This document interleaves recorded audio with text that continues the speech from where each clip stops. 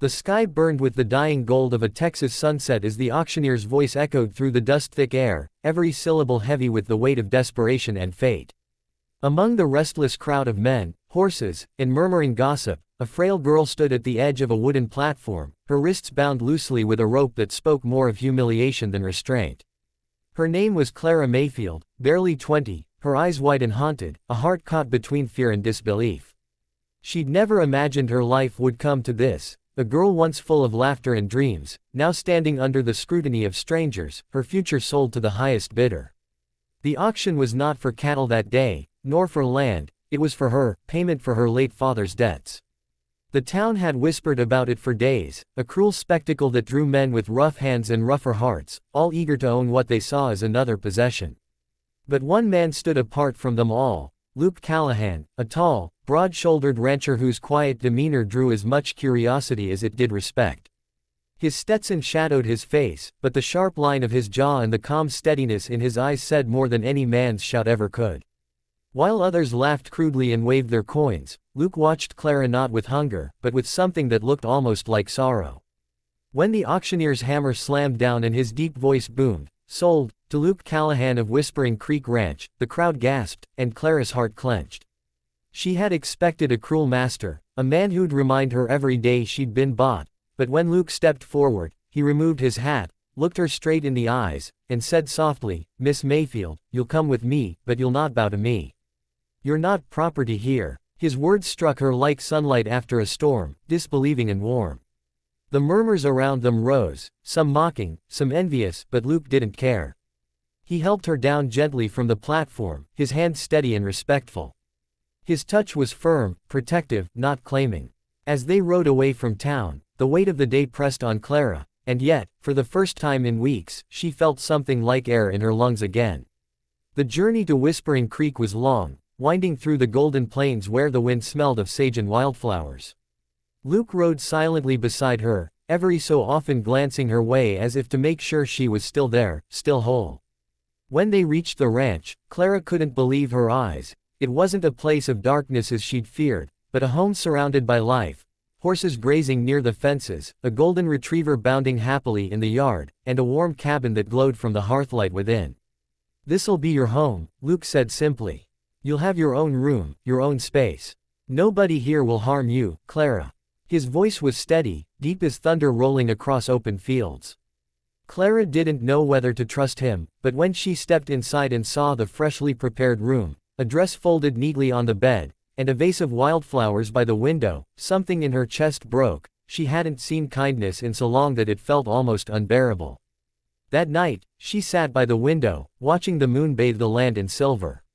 She could hear Luke outside, talking to his horses, the gentle murmur of his voice mingling with the night wind. She realized he hadn't once treated her like something bought, or even something owed. He'd treated her like a person. Days turned into weeks. Clara learned to work the ranch alongside Luke, feeding the horses, tending to the garden, mending fences. He never raised his voice, never forced her hand. When she stumbled, he helped her up. When she cried quietly behind the barn, thinking he wouldn't notice, he left a warm blanket and a cup of coffee nearby without a word. The silence between them wasn't cold, it was healing. Slowly, Clara began to smile again, and when she laughed one morning as a foal nuzzled her hand, Luke looked up from his work and froze, because in that single sound he realized something deep within him had changed. He didn't just feel protective of her, he felt drawn, fiercely and quietly, like a man starved of sunlight finding warmth at last. But the town hadn't forgotten Clara's past. One afternoon, while Luke was away trading cattle, a group of townsmen rode up, cruel smiles on their faces. "How's life as Callahan's charity case?" one sneered. Clara stood firm, trembling but proud. She told them she wasn't a case or a pity, and when one of them tried to grab her, Luke's voice roared across the yard like a storm, "Let her go." His horse thundered to a stop beside them, his jaw set, his eyes blazing. "Touch her again, and you'll answer to me." The men backed off, muttering, but Luke's gaze didn't waver until they were gone. Clara's eyes filled with tears, not from fear, but from disbelief that someone had finally stood for her. Later that evening, as the sun dipped behind the hills, Luke found her sitting by the corral, tears glinting like the last light of day. I don't know why you're kind to me, she whispered. You bought me, but you treat me like I matter. Luke knelt beside her, his voice rough with honesty. Because you do matter. You were never for sale to me, Clara. I only paid the price to set you free. She stared at him, her heart breaking open under the weight of his truth. For the first time, she saw not just a rancher, but a man who carried his own kind of pain, a loneliness as vast as the plains. From that moment, something changed between them. The walls she'd built around her heart began to crack, letting in the light of trust. The nights grew softer, filled with quiet conversations by the fire, and the mornings grew brighter with laughter shared over coffee. But just as Clara began to believe she might finally belong somewhere, trouble brewed on the horizon. A man from her past, the very one who'd orchestrated her sale, returned with vengeance in his heart, determined to take back what he thought he owned. Luke didn't yet know that darkness was coming, nor that his choice to protect Clara would test the limits of his strength, his honor, and his heart. As the wind howled through the ranch that night, Clara stood by the window again, watching the stars shimmer like silent witnesses to the life she'd found. Maybe, she whispered, being sold was just the world's cruel way of bringing me to freedom. And somewhere outside, Luke's voice carried softly to her, steady and sure, no, Clara. You were never sold, you were chosen. The dawn broke pale and cold over Whispering Creek Ranch, painting the land in shades of silver and amber, but the peace that once wrapped the ranch like a warm blanket was gone. Clara awoke before sunrise, her heart restless, her thoughts circling the unease that had hung in the air for days. Luke had grown quieter, more guarded, though his eyes never left her for long. Something was coming, she could feel it in the way the wind carried a warning through the cottonwoods, whispering of old debts and unfinished battles. The man who had sold her, Eli Barrett, her father's cruel creditor, had returned to the county, spreading lies and venom. He'd told folks that Luke had stolen from him, that Clara was rightfully his, bought and paid for, and that no man could hide her away. The rumors reached the ranch like wildfire, but Luke didn't flinch. Let him talk, he said softly, his jaw tightening. Words can't take what's mine to protect. Clara heard that word, mine, and, though it should have scared her, it didn't. It comforted her, not as a claim, but as a promise. Days later, when the storm finally broke, it wasn't the sky that thundered, it was hooves. A dozen riders tore across the plains, dust rising like smoke behind them, and at their head rode Eli, his grin sharp as a knife. Callahan, he shouted as he reined in by the corral. You've got something that belongs to me. Luke stepped out of the barn, his hat low, his stance calm but ready. You've got it wrong, Barrett. She doesn't belong to anyone. Eli spat on the dirt. She was payment. You bought her. You can't just keep her like some fancy wife. Luke's voice dropped low, dangerous. I didn't buy her to keep. I paid to free her. The air between them crackled. Clara stood on the porch, fear twisting her stomach, but before she could move, Eli dismounted, stalking toward her. You think you're better than me now, girl. You'll come with me. He reached for her arm, but before his hand could touch her, Luke's fist met his jaw with a crack that echoed across the valley. The men behind Eli surged forward, but Luke stood like an iron wall, his hand on his revolver. If you ride one step closer, I swear by God and this land, I'll defend her with everything I have. Clara's heart pounded as she watched him face them all, one man against many, his body a shield between her and danger.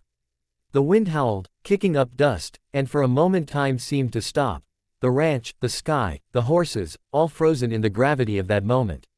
Eli wiped the blood from his lip and sneered. You'll regret this, Callahan. She'll bring you nothing but ruin. But Luke didn't move. Maybe, he said quietly, but if that's the price of doing right, then I'll pay it twice. The standoff ended when Eli, humiliated and furious, mounted his horse and rode off with his men, swearing vengeance. The dust settled, but the tension didn't. Luke turned to Clara, his hand trembling slightly as he holstered his gun. You all right? He asked, his voice gentle again.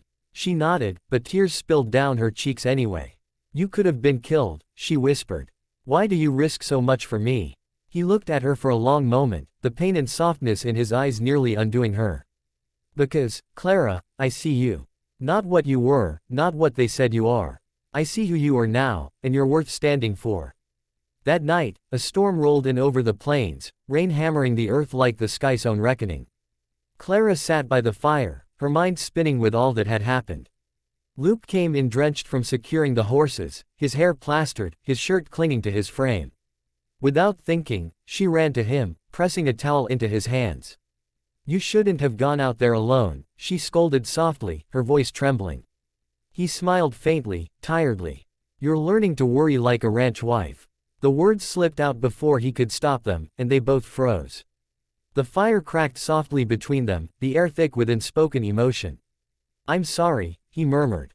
"I didn't mean." "Maybe you did," she interrupted, her voice barely a whisper. Their eyes met, and in that silence, years of loneliness, fear, and longing seemed to dissolve. He reached out slowly, brushing a strand of wet hair from her face. "You don't have to be afraid anymore, Clara. Not of me. Not of anyone." She leaned into his touch, her eyes closing as tears mixed with the rain still on her skin. For the first time, she let herself believe that love, real love, was possible, even after everything the world had taken from her.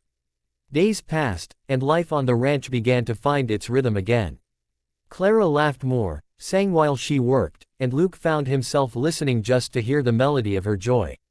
The townsfolk, once gossiping, now began to whisper different things, that maybe the girl sold at auction had found her salvation in the quiet rancher who refused to see her as anything less than a woman worth choosing. But peace never stays long on land marked by greed.